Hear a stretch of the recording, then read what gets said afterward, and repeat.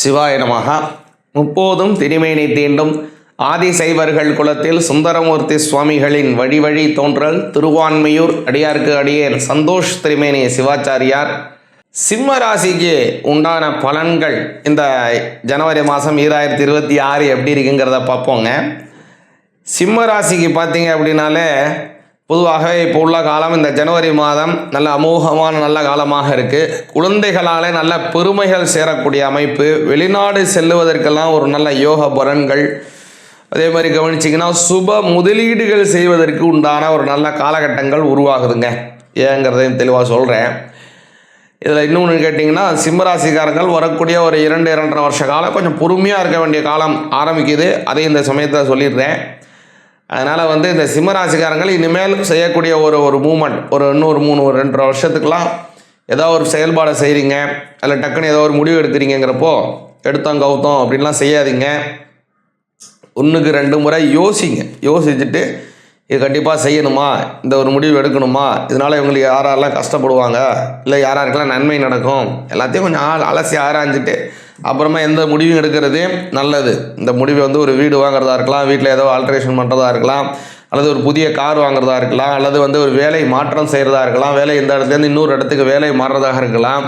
இதுமாரி எண்ணற்ற விஷயங்கள் இருக்குது, நிறையா விஷயங்கள் இருக்குது. அல்லது நீங்கள் சொந்த தொழில் செய்கிறீங்க, உங்களுக்கு கீழே வேலை பார்க்குறவங்களுக்கு சம்பளம் கொடுக்குறதா இருக்கலாம், அவங்களுக்கு என்னென்ன நிர்ணயம் பண்ணுறதாக இருக்கலாம், அல்லது ஏதோ ஒரு அக்ரிமெண்ட் சைன் பண்ணுறதா இருக்கலாம், ஒரு வீடு வாங்குறதா இருக்கலாம், அல்லது வீடு வாங்குறத யாருக்காவது வாடகை கொடுறதா இருக்கலாம், அல்லது நீங்கள் வாடகைக்கு வேறு வீடு மாறுவதாக இருக்கலாம். ஏகப்பட்ட விஷயங்கள் இதில் இருக்குது. நான் பொதுவாக அதை ஒரு மேம்போக்காக சொல்கிறேன்.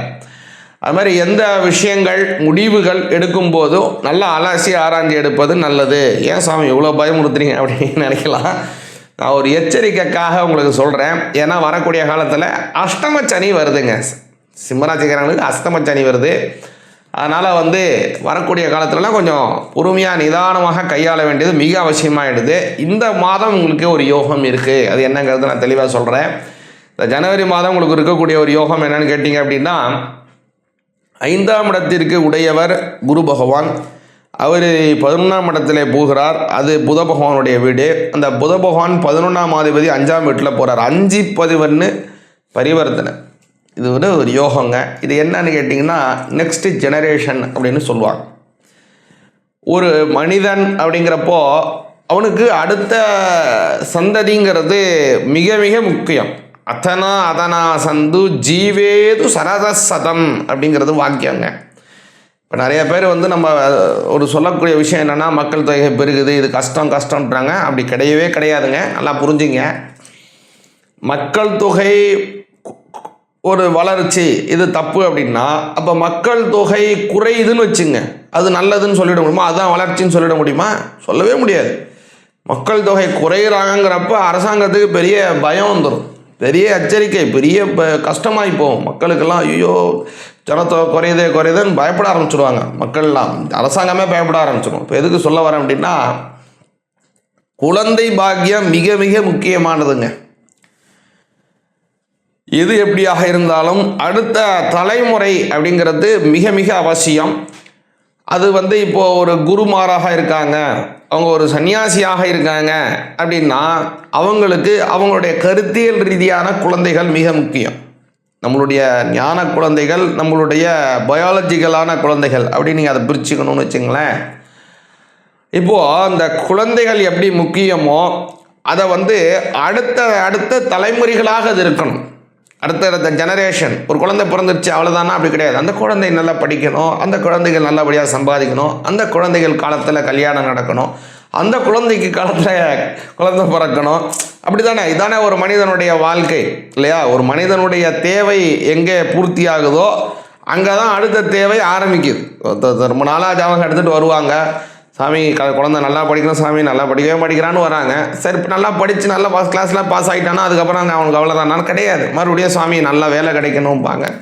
நல்ல வேலை கிடைச்சா அதை விட்டுருவாங்களா? இல்லை சாமி அவங்க நல்ல இடத்துல கல்யாணம் நடக்கணும்பாங்க. கல்யாணம் ஆனால் விட்டுருவாங்களா? இல்லை சாமி நல்ல இடத்துல அவங்க நல்லபடியாக குழந்தை பிறக்கணும்பாங்க. அதுமாரி ஒரு தேவைகள் எங்கே பூர்த்தி ஆகுதோ அங்கே தான் அடுத்த தேவை ஆரம்பிக்குது ஒரு மனுஷனுக்கு. அது மாதிரி அடுத்த தலைமுறைகள் மிக முக்கியங்க. அப்போது அது சிம்ம ராசிக்காரங்களுக்கு ரொம்ப முக்கியம். எதுக்கு இவ்வளோ சொல்கிறேன்னா, உங்களுடைய 5ஆம் பாவமும் 11ஆம் பாவமும் பரிவர்த்தனை பண்ணுது. இந்த பரிவர்த்தனைங்கிறப்போ அது ஒரு பெரிய யோகமாக மாறுது. அதனால் 5, 11 குழந்தை இல்லாதவங்களுக்கு குழந்தை கிடைக்கும். ஒரே அடியாக சொல்லணும்னா குழந்தை கிடைக்கும். ரொம்ப நாளாக முயற்சி பண்ணிகிட்டு இருக்கோம் சாமி, ரொம்ப போகாத கோயில் இல்லை, வேண்டாத தெய்வம் இல்லை, செய்யாத பரிகார பூஜைகள் இல்லை, பார்க்காத டாக்டர்ஸ் இல்லை, செய்யாத ட்ரீட்மெண்ட் இல்லை, எப்போ தான் எங்களுக்கு குழந்தை கிடைக்கும்னு இயங்கக்கூடியவங்களுக்கெல்லாம் கண்டிப்பாக குழந்தை உண்டு. இந்த ஜனவரி மாதம் ஒரு பெரிய ஒரு மாற்றம், நல்லபடியாக குழந்தைக்கான வாய்ப்பு உருவாகுது உங்களுக்கு. அது மட்டும் இல்லை, குழந்தைக்கான வாய்ப்பு உண்டாகுது, அது நல்ல குழந்தையாகவும் அமையுது, நல்ல நேரத்தில் குழந்தை ஜனனமும் ஏற்பட போகுது. ஒரு பெரிய நல்ல விஷயங்கள் சிம்மராசிக்காரங்களுக்கு உண்டு. அதே மாதிரி பார்த்தீங்க அப்படின்னா, அடுத்த தலைமுறைங்கிறப்போ குழந்தை இல்லாம குழந்தையும் கிடைக்கும். உங்கள் குழந்தைக்கு, அதாவது உங்கள் குழந்தைக்கு இப்போ கல்யாணம் நடக்கணும், அல்லது உங்களுக்கு பேரன் பிறக்கணும், அல்லது உங்கள் பேரனுக்கு கல்யாணம் ஆகணும். அடுத்தடுத்த தேவைகள் இருக்கு இல்லையா மனுஷனுக்கு. இப்போ அதே மாதிரி உங்களுக்கு குழந்தை பிறக்கணும்னா சிம்மராசிக்காரன் குழந்தை பிறக்கும், அல்லது உங்கள் குழந்தைக்கு குழந்தை பிறக்கணும்னாலும் குழந்தை பிறக்கும். அவங்களுக்கு ஒருவேளை கல்யாணம் ஆக வேண்டிய சூழ்நிலை, அடுத்தடுத்த தலைமுறைகள், ஒரு பெண் பூப்படையாமலுக்கான பெண் குழந்தை பூப்படைவதற்கான வாய்ப்பு உருவாகும். அதுமாரி பல நன்மைகள் சிம்மராசிக்காரங்களுக்கு இந்த மாதம் உருவாகுது. இதுக்கெல்லாம் முக்கிய காரணம் 5, 11க்கான பரிவர்த்தனை. அப்புறம் 7ஆம் இடத்துல சனி பகவான் இருக்கார், கவலைப்படாதீங்க. கண்டக சனியாக இருந்தாலும் கூட அதில் குரு பகவானுடைய ஒரு சைடில் ஒரு பார்வையை அவர் பார்க்குறாரு, சைடு பார்வையாக பார்க்குறாரு. அது என்னங்க சைடு பார்வை அப்படின்னா, நேர் பார்வைக்கு 7ஆம் பாவத்தை பார்க்கறது, சைடு பார்வைங்கிறது முக்கியமாக 9ஆம் பார்வையாக, அதுக்கு விசேஷ பார்வைன்னு பேர். அதனால் குரு பகவானுடைய பார்வைக்குள்ளே இந்த சனி பகவான் வர்றதுனால ஒரு பெரிய கெடுபலனை அவர் செய்ய மாட்டார், நன்மைகளை தான் அதிகமாக செய்வார். அதனால் முக்கியமாக ஏதோ ஒரு வேலை செஞ்சிட்ருக்கீங்க அப்படின்னா அது சார்ந்த நல்ல அறிவுகள், வளர்ச்சிகள், ஞானம், அதில் உங்களை வளர்த்தி கொள்வதற்கு நல்ல அமைப்புகள், நீங்கள் செய்யக்கூடிய அந்த வேலையில் ஸ்திரத்தன்மையுடன் ஈடுபடக்கூடிய ஒரு அமைப்பு, கல்யாணமாகவர்களுக்கு கல்யாணம் நடக்கிறது போன்ற எண்ணற்ற நன்மைகள் இந்த மாதத்தில் உண்டு. முக்கியமாகவே சிம்மராசிக்காரங்களுக்கு என்ன முக்கியம்னா, இந்த பெரியவங்களை வழிபாடு, நீத்தார் கடன் செய்யக்கூடியது மிக மிக அவசியம். அதுக்கு உன்னதமான இந்த தை அமாவாசை வருதுங்க. அதனால் பெரியவங்களுக்கு செய்ய வேண்டிய கடமைகளை செய்யுங்க. முன்னோர்களுக்கு தர்ப்பணம் முதலான விஷயங்களை செய்து வந்தீங்கன்னா சிம்மராசிகர்களுக்கு அமோக வளர்ச்சி உண்டு. சிவாய நமக. ஜனவரி மாதம் 2026 நம்ம ராசிக்கு எப்படி இருக்குங்கிறத பார்க்க போகிறோங்க. இந்த ஜனவரி மாதம் அப்படிங்கிறத கவனிச்சிங்க அப்படின்னா, இந்த வருடத்தினுடைய முதல் மாதம் ரொம்ப அற்புதமான பல நல்ல விஷயங்களை கொண்ட ஒரு மாதமாக வருது. இந்த மாதத்தினுடைய கிரக பாதச்சாரத்தை பார்த்தீங்க அப்படின்னா, இந்த மாதம் முழுவதுமே குரு பகவான் வக்ரகதியிலே போகிறார், அதாவது மிதுன ராசியிலே, கேது பகவான் சிம்ம ராசியிலே போகிறார். இந்த மாதத்தினுடைய ஆரம்பத்தில் சூரியன், செவ்வாய், புதன், சுக்கிரன் ஆகிய 4 கிரகங்கள் பார்த்தீங்க அப்படின்னா தனுர்ல ராசியில் இருக்கிறது. சனி பகவானும் ராக பகவானும் கும்ப ராசியில் இருக்காங்க. அதே மாதிரி ஜனவரி மாதம் 11ஆம் தேதி புத பகவான் மகர ராசிக்கு வராரு. அதே 14ஆம் தேதி சூரிய பகவானும் செவ்வாய் பகவானும் மகர ராசிக்கு வராங்க. 15ஆம் தேதி பார்த்தீங்கன்னா சுக்கிர பகவானும் மகர ராசிக்கு வராங்க.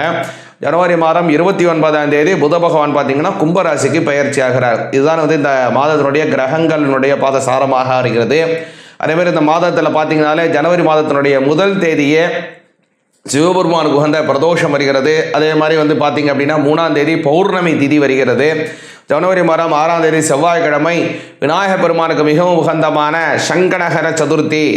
ஒரு விநாயகர் பெருமானுக்கு ரொம்ப உகந்தமானது அந்த சங்கடஹர சதுர்த்தி வருதுங்க. அதே மாதிரி பார்த்தீங்கன்னா ஜனவரி மாதம் 14ஆம் தேதி பெருமாளுக்கு மிகவும் உகந்தமான ஏகாதசி வருகிறது. இந்த ஜனவரி மாதம் 15ஆம் தேதி தை பொங்கல், தமிழர் திருநாள் பண்டிகை. அதே போல் ஜனவரி மாதம் 16ஆம் தேதி மாட்டு பொங்கல். மேலும் அன்றைய தினம் சிவபெருமானுக்கு உகந்தமானது பிரதோஷ தினமும் சேர்ந்தே வருகிறது. அதே மாதிரி 17ஆம் தேதி பார்த்திங்கன்னா காணும் பொங்கல். 18ஆம் தேதி அமாவாசை, முன்னோர்களுக்கெல்லாம் தர்ப்பணம் செய்வதற்கு மிகவும் உகந்தமானது. இதில் என்ன சிறப்பு அப்படின்னு கேட்டிங்கன்னா, அது தை மாதத்தினுடைய அமாவாசை. தை அமாவாசைங்கிறது ரொம்ப சிறப்பு வாய்ந்ததுங்க. அது தை அமாவாசை வருகிறது. அதே மாதிரி 24ஆம் தேதி வளர்பிறையிலே வரக்கூடிய ஷஷ்டி வருகிறது. இந்த மாதத்தில் இன்னொரு சிறப்பு என்னன்னு கேட்டிங்கன்னா, ஜனவரி மாதம் 26ஆம் தேதி வாஸ்து புருஷன் நித்திரை விட்டு ஏறக்கூடிய நாள். நம்ம புதிய வீடு ஆரம்பிக்கிறோம், இல்லைன்னா ஏதோ ஒரு மாளிகை ஆரம்பிக்கிறோம், கோவில் ஆரம்பிக்கிறோம், கோவிலுக்கு திருப்பணி ஆரம்பிக்கிறோம், தடங்கி இருக்கக்கூடிய ஒரு வீட்டு வேலையை திரும்பியும் புனருத்தாரணம் பண்ணிக்கிறோம். எல்லாத்துக்கும் அன்றைய வாஸ்து நாளில் ஆரம்பிச்சிங்கன்னா ரொம்ப நல்ல பலன் கிடைக்கும். அப்படியான அந்த இது வந்து ஜனவரி மாதம் 26ஆம் தேதி 2026 திங்கட்கிழமை வருதுங்க.